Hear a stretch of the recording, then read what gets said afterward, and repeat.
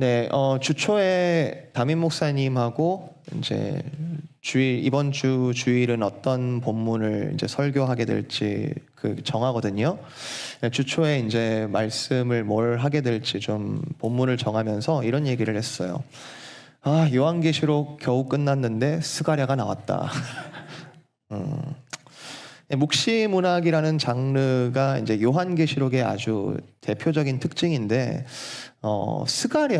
사실 스가랴 또한 이 묵시문학의 대표적인 구약의 계시록이라는 별명도 가지고 있어요. 그래서 계시록이 끝나지 않은 듯한 이제 그런 느낌으로 좀 계속 이어지고 있다. 물론 이제 스가랴서 후반부를 보면요, 우리가 이제 이번 주 중에 우리가 묵상을 하게 될 것 같은데, 일반적인 선지자들이 하나님의 계시를 전하는 것 같은 그런 형식도 있습니다. 이제 뒤에 보면은 그런 형식도 나와요. 그런데 이 스가랴 앞부분은 환상들이 총 8개의 환상이 나오는데, 환상들이 이렇게 연이어서 각각의 환상들이 되게 독특한 이제 모습들을 가지고 있습니다. 근데 그런 환상들이 연이어서 등장을 하고 있고요. 천사에게 묻고 답을 듣고 뭐 이런 이제 모습들이 요한계시록에서도 보이고 되게 생소하지 않습니다. 이제 사실 생각해 보면 요한계시록이 먼저가 아니죠. 스가랴가 먼저고 요한계시록이 나중에 쓰여졌기 때문에 요한 사도의 머릿속에는 자기가 보는 환상들이 아마 몇백 년 전에 스가랴 선지자가 본 그 환상들의 연속이구나. 그때 주신 하나님이 지금 나에게 말씀하고 계시는 거, 보여주고 계시는구나. 아마 이렇게 생각을 했을 거예요. 우리가 이제 계시록을 묵상하면서도 우리가 보았지만, 묵시라는 이 장르의 특징은 이 환상의 그림, 이미지가 막 펼쳐지는 그 가운데 이제 요소들이 어떤 상징적인 의미를 갖느냐, 이제 그걸 해석하는 게 관건입니다. 오늘도 이제 순금 등잔대 그리고 두 감람나무라는 이제 어떤 요소가 지금 나왔는데, 이게 상징적으로 어떤 의미를 갖고 있는가, 이제 그런 상징을 찾아내는 작업이 필요하고, 분명히 하나님께서는 묵시를 주시면서 내가 너 이거 모를걸? 너 이거 이렇게 나한테 물어봐야지 알걸? 이건 비밀일걸? 뭐 이러시면서 주신 게 아니라 알려주시는 게 목적일 거란 말이에요. 그죠? 하나님께서 묵시를 주실 때는 의도가 감추려는 게 목적이 아니라 이 묵시를 통해서 뭔가 이렇게 캐치하도록, 뭔가 하나님의 뜻을 다른 형식으로 알도록 하는 게 하나님의 목적이셨을 거란 말이에요. 그래서 환상들을 보면서 알만하게 하나님께서 주셨다. 알만하게. 이게 모르게 주신 게 아니라. 그래서 상징이라는 것은 대개는 이 스가랴 시점에서 이미 주신 하나님의 말씀, 그 이전에 하나님의 말씀들이 주셨고, 그 이전에 이스라엘 백성들은 언약 백성으로서 하나님의 뜻 가운데 살아왔던 경험들이 있단 말입니다. 이미 주신 말씀과 그 경험들, 그것이 지금 받고 있는 이 환상들과 대응이 될 수밖에 없고요.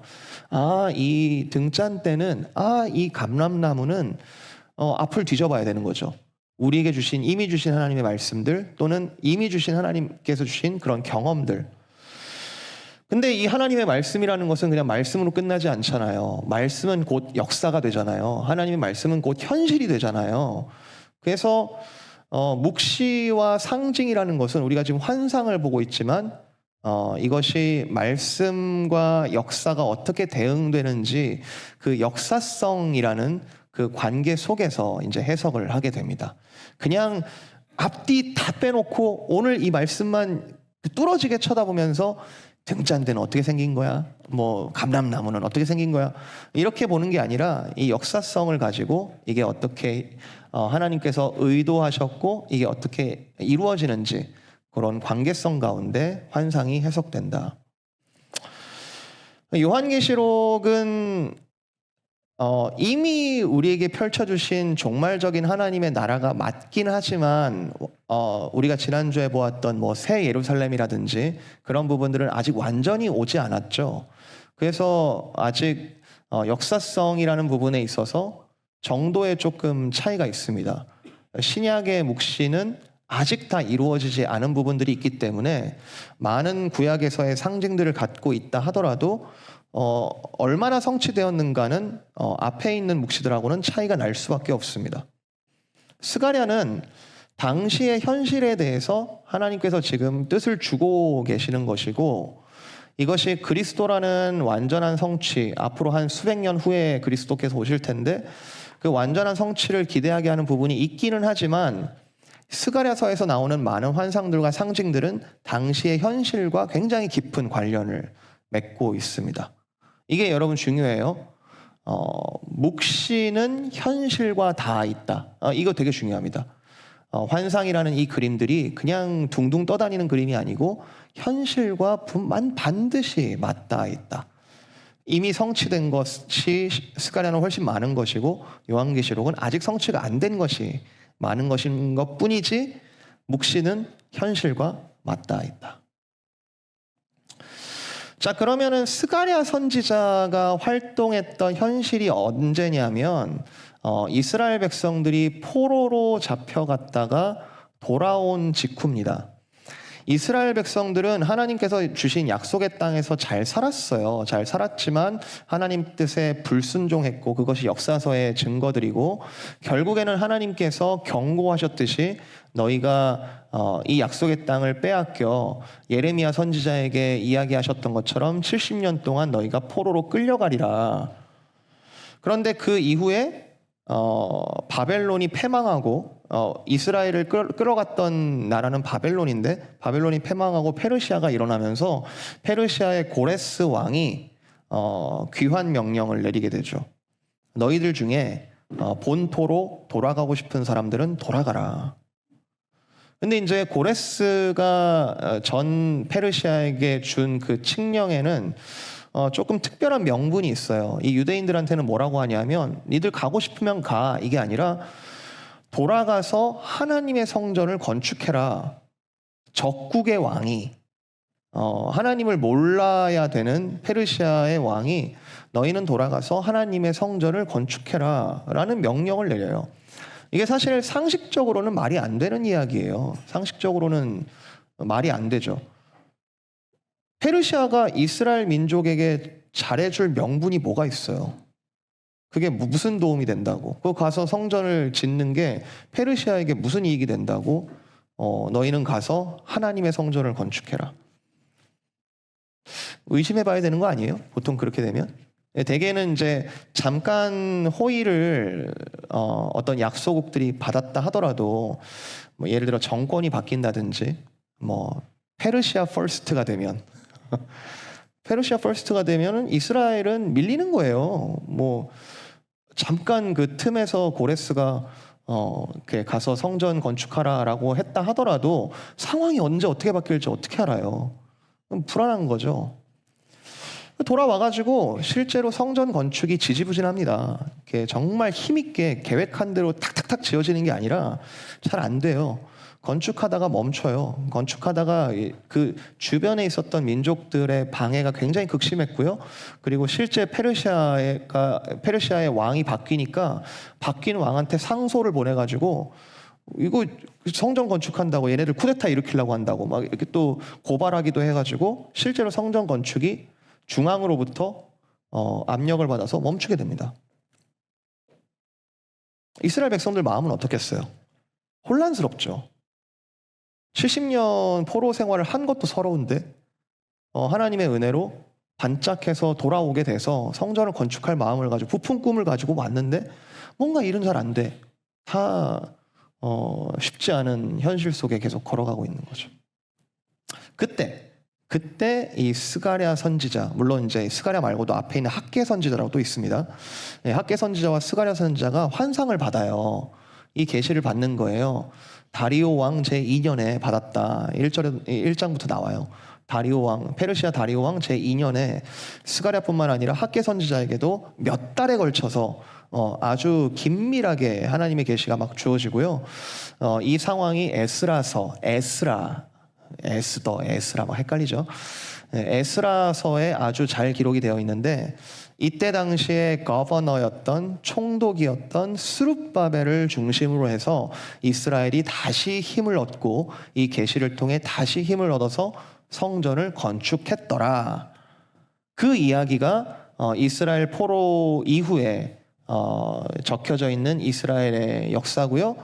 그 스룹바벨이 오늘 본문에 나오는 이 스룹바벨인 거죠.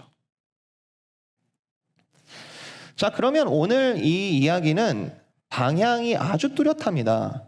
제가 아까 묵시는 반드시 현실과 닿아 있다고 했잖아요. 묵시는 현실과 닿아 있다고 했는데 이 당시 이 스가랴를 통해서 받는 말씀의 이 말씀의 방향은 성전 건축이에요. 성전 건축. 하나님의 집을 건축해라. 너희는 힘을 내어서 하나님의 성전을 다시 건축해라. 하나님과의 만남을 다시 뜻을 가지고 나아가라. 어떠한 방해와 이스라엘 스스로도 이제 스스로가 대단하지 않아 보이는, 스스로를 굉장히 작게 여길 수밖에 없는 수많은 상황적 이유에도 불구하고 만군의 여호와께서 말씀하실 때 이는 힘으로 되지 아니하며 능력으로 되지 않고 오직 나의 영으로 하니 내가 이것을 성취하겠다는 하나님의 말씀을 받아가지고 힘을 내어서 성전을 건축해라. 이 스가랴서가 여러 환상에 지금 나오고 있지만 방향은 뚜렷한 거예요. 너희가 힘을 내라. 너희가 다시 성전, 중단되었던 성전을 건축하여 하나님께 예배하고 이것은 너희의 힘으로 되는 것이 아니라 내가 시작한 일이니 너희는 힘을 내어 일어나라. 자, 그렇다면 오늘 우리는 이 말씀을 어떻게 받아야 될까요? 오늘 우리의 현실은 어떤 현실일까요? 여러분은 현실을 어떻게 바라보고 계시고 여러분이 지금 해야 할 일, 다른 것 모든 걸 제쳐놓더라도 가장 먼저 해야 될 일은 과연 무엇일까요? 자, 오늘 크게 두 가지 상징이 나옵니다. 자, 첫 번째는 순금 등잔대.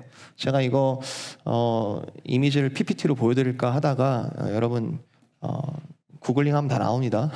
순금 등잔대 치면 다 나와요. 여러분이 흔히 알고 있는 요렇게 생긴 우리 유대인들이 지금도 가지고 있는 그 등잔대 그림 맞습니다. 근데 이것을 성전 건축하라고 하는 지금 성전을 건축하라고 하는 지금 이 스가랴의 맥락에서 보면은 성전의 등잔대는 어디에 있냐면 성소에 있어요. 성소.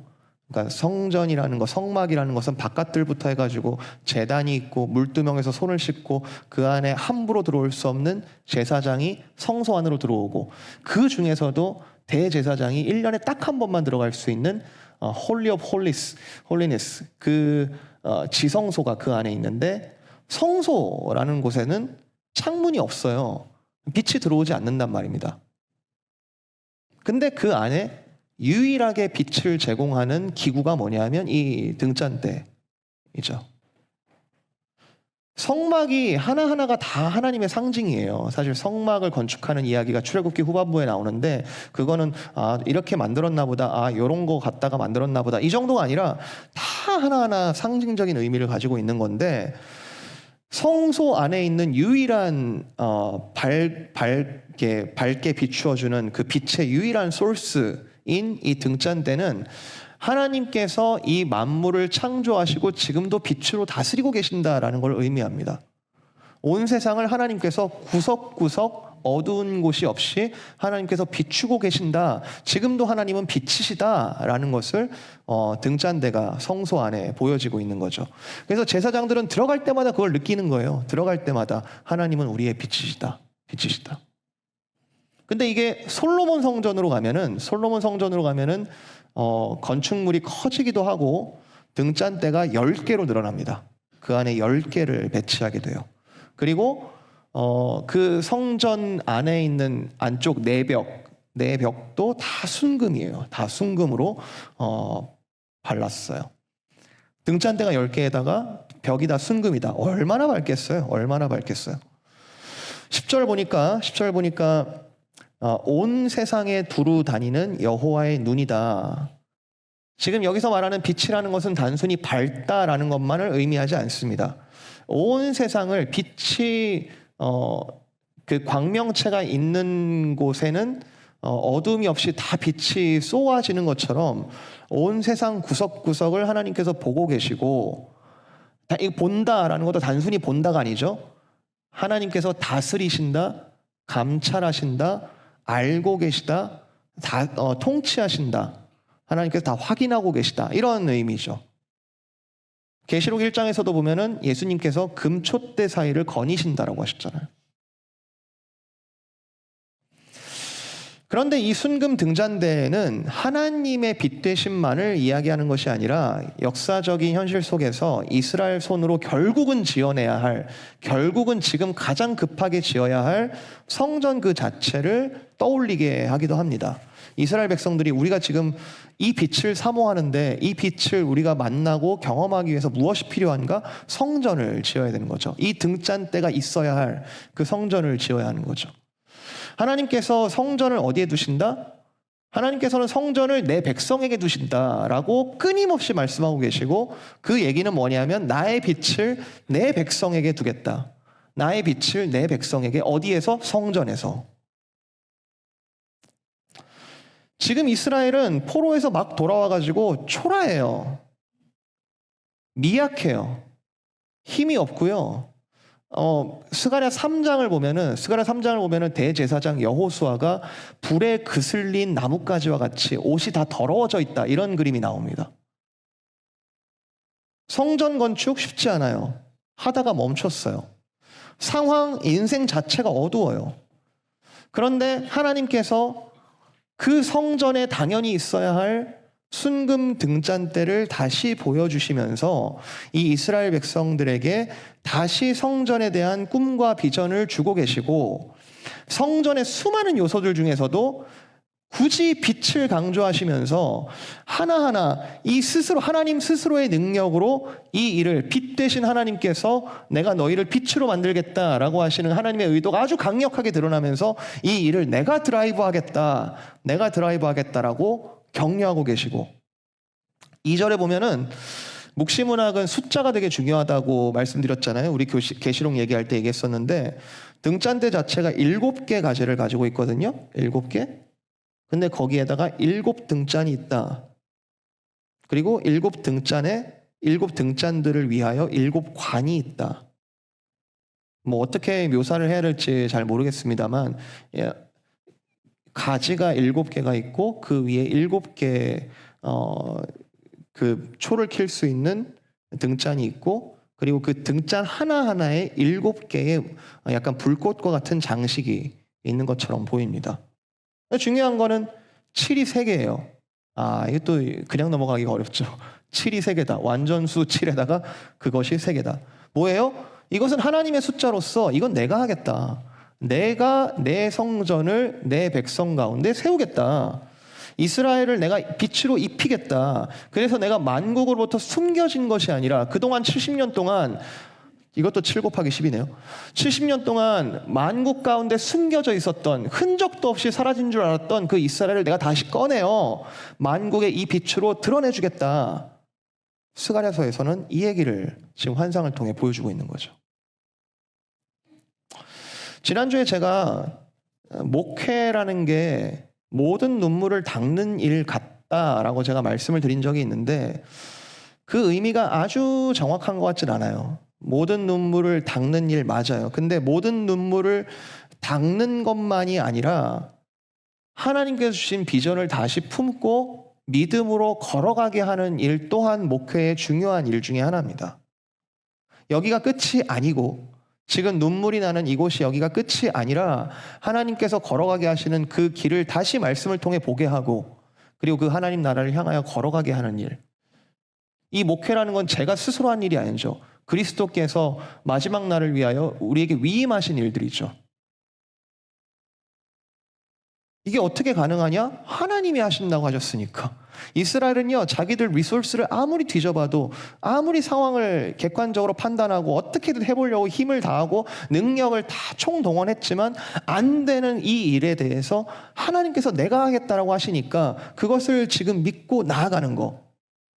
이 상황을 너무 잘 아시는 하나님께서 시간을 관통하는 영원한 뜻을 이 말씀을 통하여 우리에게 주시니까, 우리의 불신의 끝에 우리가 계속 불신을 한다 하더라도 그리스도를 결국 만나게 하셔서 더 이상 믿지 않을 수 없도록 우리를 만드시고 계시고, 이 모든 것을 보증하시는 성령 하나님이 오늘도 우리에게 지혜를 주고 계시고, 그럼에도 지혜를 주고 계시고 은혜를 주고 계시고, 잘못된 길을 가거든 징계하기도 하시고, 나아가 우리를 빛으로 부르셔서 이 세상 가운데 우리를 성전으로 세우고 초대하는 일을 오늘도 하고 계시다. 여러분 아멘이십니까? 상황은 암울할 수 있어요. 상황은 어두울 수 있고 눈물이 나는 걸 어떻게 막아요? 그러나 하나님께서 내가 그 가운데 성전을 세우겠다. 이런 빛나는 다시 성전을 세우겠다. 너희는 다시 힘을 내어 일어서라. 스룹바벨에게 전해주라. 그 거버너로 있으면서 양쪽에 눈치 보느라 쉽지 않지. 그리고 네 힘과 지혜를 총동원해서 어떻게든 해보려고 했지. 내가 하겠다. 내가 하겠다. 이것을 믿느냐? 두 감람나무도 그래요. 두 감람나무. 오늘 본문을 조금 더 넓은 맥락에서 보면은 이 두 감람나무는 사람입니다. 사람. 하나는 스룹바벨이고요. 하나는 3장에 나오는 대제사장 여호수아입니다. 대충 뭉뚱그려서 하나님의 방향이 뭐 이렇다더라, 이런 건가 보다. 두 감람나무는 이런 의미 아니야? 내가 생각해 보니까 이런 거 아니야가 아니라 당시에 아주 특정한 두 사람을 이야기하고 있다는 것은 이 환상이라는 것이 현실과 얼마나 맞닿아 있는지를 보여주는 거죠. 감람나무가 뭐예요? 올리브 나무죠. 올리브 트리죠. 감람나무의 주 기능은 올리브 기름을 만드는 거예요. 열매를 먹기도 하지만 당시에 기름의 주 요소죠. 12절. 내가 금 기름을 흘리는 두 금관 옆에 있는 이 감람나무 두 가지. 두 금관은 여러분 이거 크라운 아니에요. 영어 성경에 보면 파이프라고 되어 있습니다. 이 기름이, 올리브 기름이 금관을 통해서 그 가지로부터 이 순금 등잔대로 계속 공급이 되면서 순금 등잔대에는 기름이 계속 마르지 않으니 계속 불꽃이 타오르는. 14절. 이는 기름 부음 받은 자 2명이니 온 세상에 주 앞에 서 있는 자니라. 최후 통치자는, 이 땅의 최후 통치자는 누가 뭐라 하더라도 하나님이신데 그 앞에 기름 부음 받은 두 사람을 내가 세우겠다. 하나는 왕을 대리하는 총독, 하나는 하나님과 백성 사이를 중재하고 연결하는 제사장. 왕, 제사장, 그리고 이 말씀을 전하는 사람이 지금 누구예요? 선지자. 여러분 다 아시는 말씀입니다. 베드로전서 2장 9절, 저희 주빌리 벌스기도 해요. 너희는 택하신 족속이요 왕같은 제사장들이요. 뭐라고? 왕같은 제사장들이요. 거룩한 나라요 그의 소유가 된 백성이니 이는 너희를 어두운 데서 불러내요. 어두운 데서 불러내어 그의 기이한 빛에 들어가게 하신 이에 아름다운 덕을 선포하게 하려 하심이라. 여러분 질문합니다. 왕같은 제사장이 예수님이에요? 우리예요? 왕같은 제사장이 예수님이에요? 우리예요? 둘 다죠? 예수님이시기도 하죠. 예수님은 왕같은 제사장, 왕, 제사장, 선지자의 삼중직을 완벽하게 이루시는 분, 온 세상을 완벽하게 통치하시고 완벽하게 중재하시며 완벽하게 지금도 이끌고 계시는 그 예수 그리스도. 그런데 너희는 택하신 족속이요 왕같은 제사장들이다. 저와 여러분도 왕같은 제사장으로 부름을 받았어요. 물론 은사가 좀 다를 수 있죠. 은사가 다를 수 있죠. 하나님께 주신 탤런트가 다를 수 있죠. 근데 은사가 다르다는 말은 기능이 서로 다르다는 말이지 부르시지 않았다는 뜻이 아니에요. 우리를 왕같은 제사장으로 다 부르셨다고요. 부르셨는데 은사가 다를 뿐이지. 부르심에는 예외가 없어요. 은사가 뭐냐를 가지고 부르심을 판단하는 건 아주 잘못된 편견이에요. 우리 모두를 불렀어요. 물론 교회라는 질서 속에서 은사와 부르심을 따라서 특별한 기간 속에 특별한 직분으로 세움을 받는 분들도 계시죠. 여기서 보이는 스룹바벨과 여호수아처럼요. 특별하게 쓰임을 받는 사람들도 있죠. 지금은 스룹바벨이 움직여야 될 때예요. 지금은 스룹바벨이 일어나야 될 때라고요. 지금은 여호수아가 이스라엘의 정결을 위해서 지금 힘을 써야 될 때예요. 다시 지금 깨끗게 해야 될 때예요. 하나님 앞에서 하나님께서 당신 앞에 이 두 사람을 세우는 거예요. 두 감람나무를 세우는 거예요. 그리고 기름을 부으세요. 하나님께서 기름을 부으세요. 그 기름이 계속해서 흘러 넘치게 하세요. 그래서 성전이 계속해서 타오르게, 뜨겁게, 빛나게 하나님께서 공급하시는 거죠. 해야죠. 그 자리에 서야죠. 그 자리에 있어야죠. 7절, 큰 산아 네가 무엇이냐? 네가 스룹바벨 앞에서 평지가 되리라. 그가 머릿돌을 내놓을 때 무리가 외치기를 은총이 그에게 있을지어다. 스룹바벨이 뭐라고요? 스룹바벨도 할 수 있는 게 별로 없었다니까요. 역사적으로 볼 때에.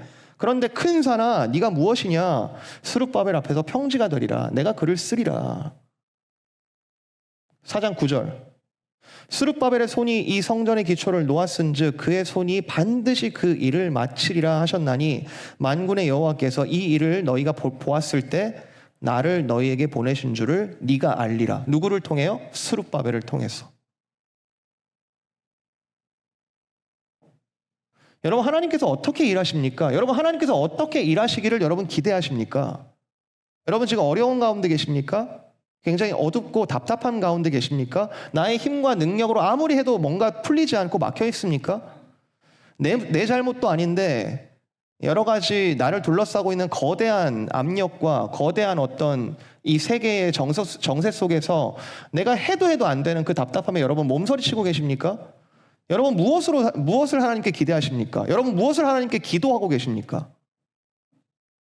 근데 하나님께서는 나 하나도 아무것도 바뀌지 않고 그냥 나에게 선물을 주시는 것이 아니라 그 자신을 나에게 선물로 주시면서 나의 영을 너에게 부어주겠다. 내가 스룹바벨과 여호수아를 쓰는 것처럼 그러나 너희는 택하신 족속이요 왕같은 제사장들이요 거룩한 나라요 그의 소유가 된 백성이니 이는 너희를 그 어두움 속에서 불러내어 그의 기이한 빛에 들어가게 하신 이의 아름다운 덕을 선포하게 하려 하시는 것이다. 10절, 작은 일의 날이라고 멸시하는 자가 누구냐? 지금 너의 현실에 대해서, 지금 우리의 리얼리티에 대해서 작은 일의 날이라고 멸시하는 자가 누구냐?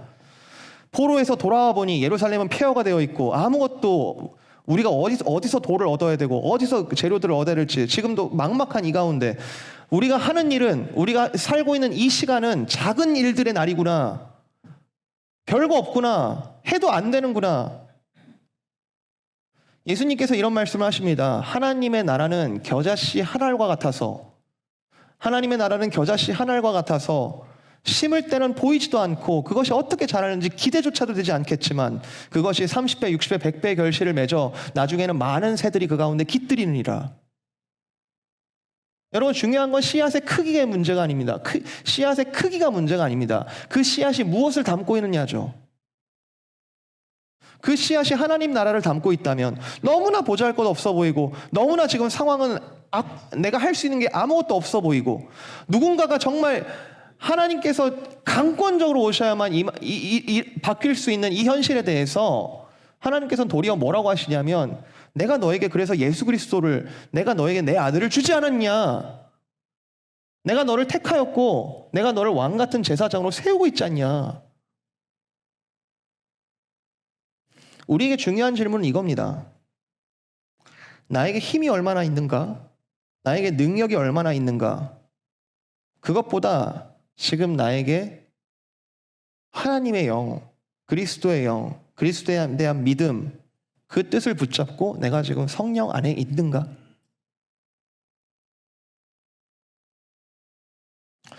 어제 저녁에 선교위원회 모임이 있었습니다. 우리 미사모 섬기시는 리더들, 코디들 다 같이 모여서 선교위원회 모임을 가졌어요. 지난 여름 사역이 어땠는지 같이 리뷰하고 또 각 미사모에서 지금 어떤 사역들이 진행되고 있는지, 어떤 어려움들이 있는지, 또 어떤 지혜가 필요한지 그런 이야기들을 같이 나눴습니다. 선교요? 선교 하나님이 다 알아서 하시는 거 아니에요? 선교 하나님이 하시는 거 아니에요? 각도에 따라서 예스이기도 하고 노이기도 한데요. 오늘 본문의 관점에서 보면은 선교는 하나님께서 우리를 통하셔서 하시는 하나님의 일이자 우리가 하는 일입니다. 우리를 그렇게 부르셨다고요. 우리를 그렇게 부르셨다고요. 아직도 여러분 선교가 해외에 나가서 미개한 종족 또는 뭐 아직 발전 안 된 종족들한테 가가지고 성경책 하나 던져주는 거 그거 선교라고 생각하시는 분들 없죠 여기? 선교는 뭡니까? 우리가 맞닿아 있는 모든 현실 가운데 하나님 나라를 선포하는 거잖아요. 나는 성전 못 짓는데 하나님이 하셔주셔야 할 것 같은데 지금 내가 사는 이 시간은 작은 일들의 날일 뿐인데 어제 여러 가지 놀라운 간증들도 나눴습니다. 어떻게 우리를 통하여 이런 일을 하실 수 있지? 와, 주빌리가 이거 노리스타운의 이 웨스트 노리턴에 그냥 어디 조용한 데 있는 그런 교회인 줄 알았는데 하나님께서 이 사람들을 통해서 이렇게 일하고 계시는구나. 어려움들도 나눴습니다.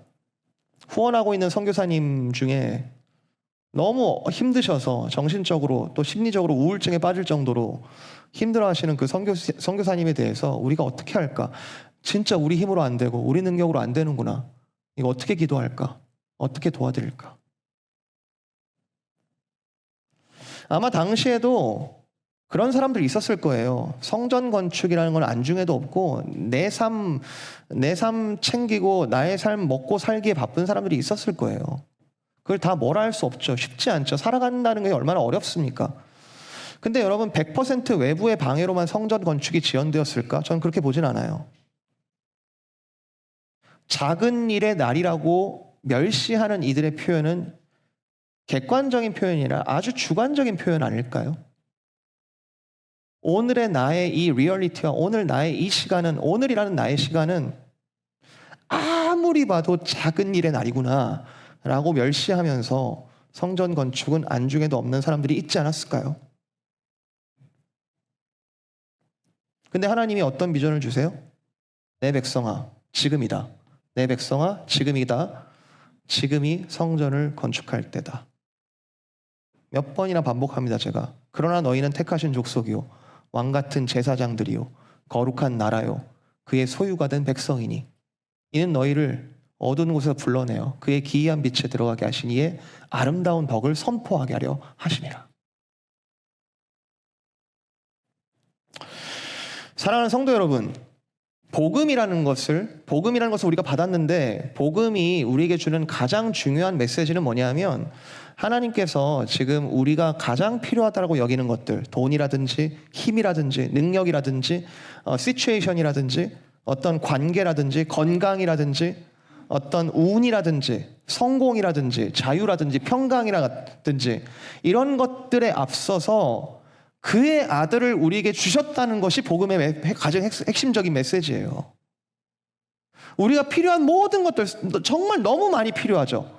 너무 많이 필요하죠. 이게 열려줘야 되고 이게 풀어져야 되고 이게 어떤 길이 닦여야 되고 너무너무나 필요한 것이 많은데 복음의 가장 중요한 메시지는 뭐냐 하면 그 모든 것에 앞서서 그의 아들을 우리에게 주셨다는 거예요.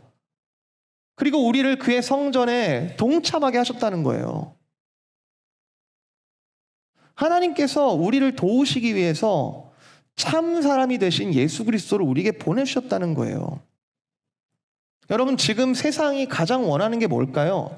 지금 세상이 가장 찾고 있는 게 뭘까요? 아니 가장 찾아야만 하는 게 뭘까요? 여기에 우리는 무엇으로 부름을 받았을까요? 우리가 돈 좀 던져주면 되나요? 우리가 조금 그냥 착한 일 하면 되나요? 거기에 나는 무엇으로 부름을 받았나요? 순금 등잔 때의 비전은 나에게 무슨 이야기를 합니까? 두 감람나무 그리고 왕같은 제사장 이것은 나에게 무슨 의미를 줍니까? 혹시 여기 아직도 나는 아무것도 줄 수 없고 내가 할 수 있는 건 아무것도 없고 나의 오늘은 작은 일의 날이라고 멸시하는 분이 계십니까? 그렇다면 여러분에게 그리스도는 어떤 분이십니까? 하늘에 계신 우리 아버지여 이름이 거룩히 여김을 받으시오며 나라가 임하시오며 뜻이 하늘에서 이루어진 것 같이 땅에서도 이루어지기를 내가 바랍니다. 오늘 우리에게 일용할 양식을 주시옵시고 우리가 우리에게 죄 지은 자를 사여 주는 것처럼 우리 죄를 사여 주시옵시고 우리를 시험에 들게 하지 마시옵시고 다만 악에서 우리를 구하시옵소서. 나라와 권세와 영광이 영원히 아버지의 것입니다.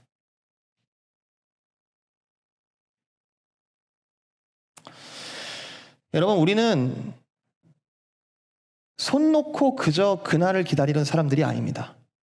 상황이 어떠하다 할지라도요. 제가 저번에 말씀드렸죠. 양로원에 계시는 우리 어르신들, 정말 누군가가 도와주지 않으면 손끝 하나도 움직이실 수 없는 쉽지 않으신 그런 어르신들이 누구보다도 가장 선교적이라고. 그 예배하시는 모습을 통하여 젊은 사람들이 엄청난 은혜를 받아요. 아, 하나님 정말 살아계시는구나. 정말 부활의 소망과 천국의 소망이 이와 같이 확실하구나. 그분들이 오히려 이 땅을 밝히고 있는, 하나님 나라를 선언하고 있는 역사를 보여주고 있습니다. 생각보다 하나님께서는 저와 여러분을 다이나믹하게 사용하시고요. 목자 없는 양과 같이 방황하는 주의 백성들을 향해 그리스도께서 먼저 눈물을 흘리셨고 그 예수님께서 친히 목자가 되셔서 그 양들을 이끌고 계시잖아요. 내가 진실로 진실로 내게 이르노니 네가 젊어서는 스스로 띠띠고 원하는 곳으로 다녔거니와 늙어서는 네 팔을 벌리리니 남이 내게 띠띠우고 원하지 아니하는 곳으로 데려가리라. 이 말씀을 하심은 베드로가 어떠한 죽음으로 하나님께 영광을 돌릴 것을 가리키심이로라. 이 말씀을 하시고 베드로에게 이르시되 나를 따르라 하시니. 말씀을 통해 비전이 발견되고 삶이 가지치기 되고 아, 내가 이것을 향하여 부름 받았구나 정돈되고 서로의 눈물을 닦아가면서 빛과 소금으로 이 땅을 가치 있게 살아가다가 영원한 안식으로 들어가는 것. 스가랴 당시에는 성전 건축이라는 아주 뚜렷한 프로젝트로 하나님께서 뜻하셨지만 오늘 우리도 우리 삶 가운데 세우실 하나님의 역사, 하나님의 나라를 위하여 우리도 같이 기도해야 될 것 같습니다. 우리가 좀 이렇게 기도하면 좋겠어요. 하나님 구체적으로 알려주십시오. 하나님 구체적으로 좀 알려주십시오. 지금 내가 어느 때입니까? 제가 볼 때는 정말 아무것도 아닌 작은 일들의 날인 것 같아 보이는데 주님 어느 때입니까? 찬란한 순금 등잔대에 끊임없이 부어지는 그 기름처럼 주님 성령의 기름을 나에게 부어주시고 우리가 속해 있는 공동체 가운데 부어주셔서 하나님의 나라를 이루어 주십시오. 내가 또 주의 목소리를 들으니 주께서 이르시되 내가 누구를 보내며 누가 우리를 위하여 갈고 하시니 그때 내가 이르되 내가 여기 있나이다. 나를 보내소서.